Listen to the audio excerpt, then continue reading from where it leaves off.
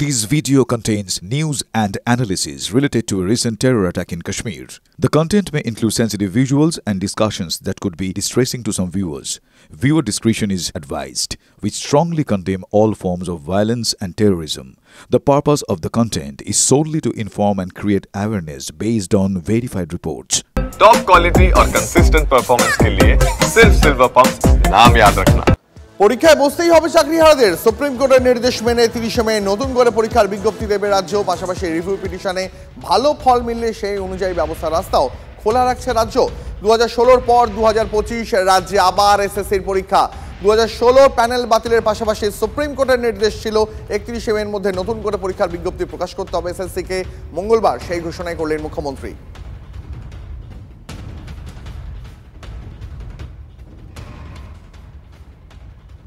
এখনই কথা বলা উচিত না আমরা পরীক্ষা দেব না, দিচ্ছি না, দিতে পারবো না, তাহলে তো চাকরিটাই থাকবে না।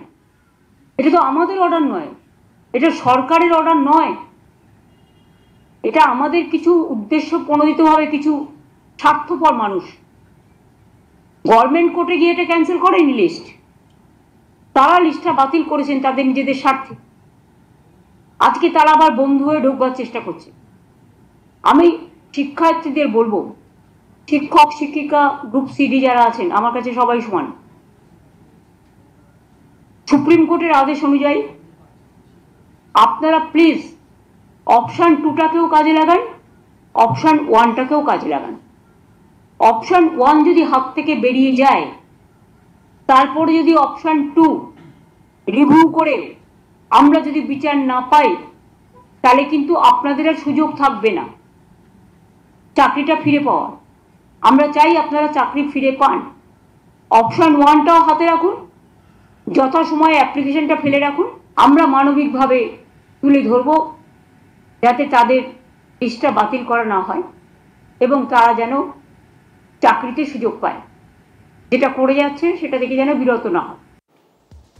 চাকরিহারাদের জন্য বয়সের ছাড় এবং অভিজ্ঞতার সুবিধা দেওয়ার কথা বললেও মমতা বন্দ্যোপাধ্যায় সেই দাবি করলেও চাকরিহারারা সেই দাবি কতটা মানবেন বা তারা আদৌ পরীক্ষা বসতে চাইবেন কিনা সরাসরি এই মুহূর্তে জানবো। সোমা রয়েছেন চাকরিহারাদের সঙ্গে এই মুহূর্তে। সোমা, এই মুহূর্তে চাকরিহারারা মমতা বন্দ্যোপাধ্যায় যে ঘোষণা করেছেন সেই ঘোষণার পর তারা কি বলছেন একবার সরাসরি তাদের মুখ থেকে জানতে চাইবে। হ্যাঁ, আমি কথা বলে নেব। এখানে চাকরিহারা শিক্ষকরা রয়েছেন। গতকাল মুখ্যমন্ত্রী মমতা বন্দ্যোপাধ্যায় তিনি আপনাদের উদ্দেশ্যে বলেছেন যে আপনাদের পরীক্ষা দিতে হবে, পাশাপাশি আরেকটা অপশন রেখেছে যে রিভিউ পিটিশন।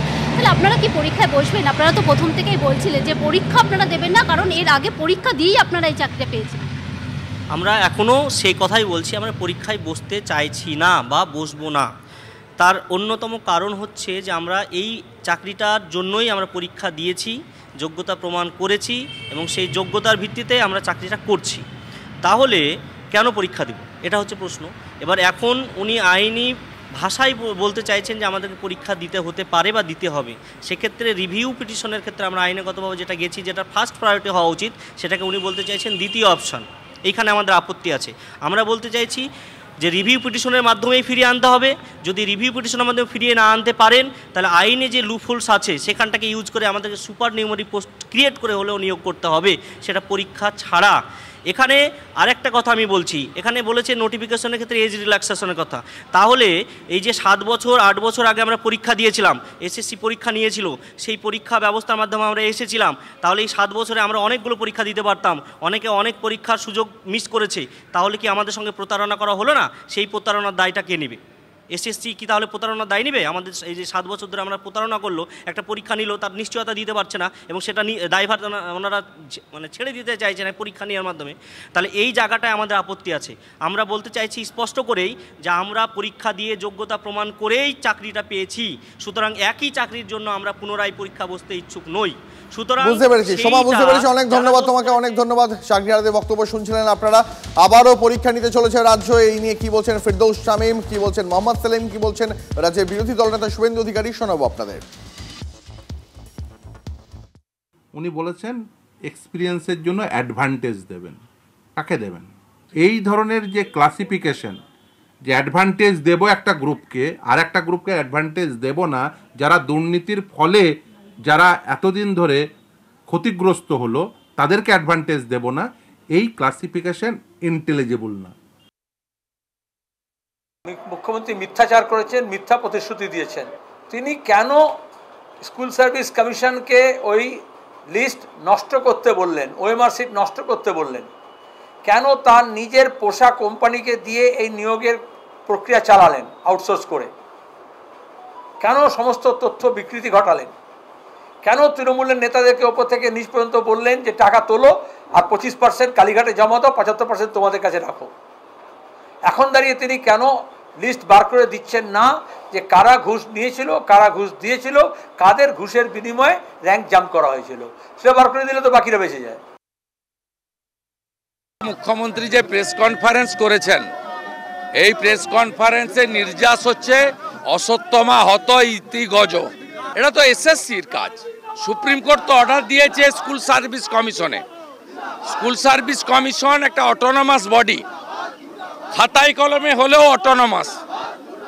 মুখ্যমন্ত্রী একটা রাজনৈতিক ব্যক্তিত্ব, তিনি কি করে এসএসসির বিজ্ঞপ্তি কবে জারি হবে, অফলাইন কবে, অনলাইন কবে, কি করে বলেন?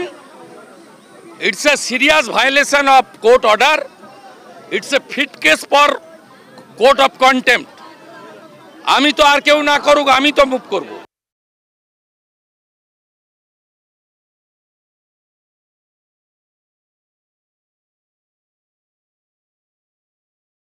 ক্লাস 10 ও ক্লাস 12 এর পরীক্ষা শেষ, রেজাল্ট আউট। এরপর কি পড়বেন, কোথায় পড়বেন? সুলুক সন্ধান এখন হাতের মুঠোয়। TV9 বাংলা এডুকেশন এক্সপো 2025, কলকাতার সবচেয়ে বড় এডুকেশন এক্সপো। ডিগ্রি না ডিপ্লোমা, কোন কোর্স করবেন, কিভাবে প্ল্যান করবেন নিজের ক্যারিয়ার, সব প্রশ্নের উত্তর একটাই। TV9 Bangla education expo. একই ছাদের তলায় থাকছে নামকরা সব ইঞ্জিনিয়ারিং কলেজ, বিশ্ববিদ্যালয়, মেডিকেল ও management institution. TV9 Bangla education expo 2025, 31 May ও 1 জুন বোস ইনস্টিটিউটে, কলেজ মোড়, সেক্টর 5, সকাল 10টা থেকে সন্ধ্যে 7টা পর্যন্ত। এন্ট্রি একেবারে ফ্রি।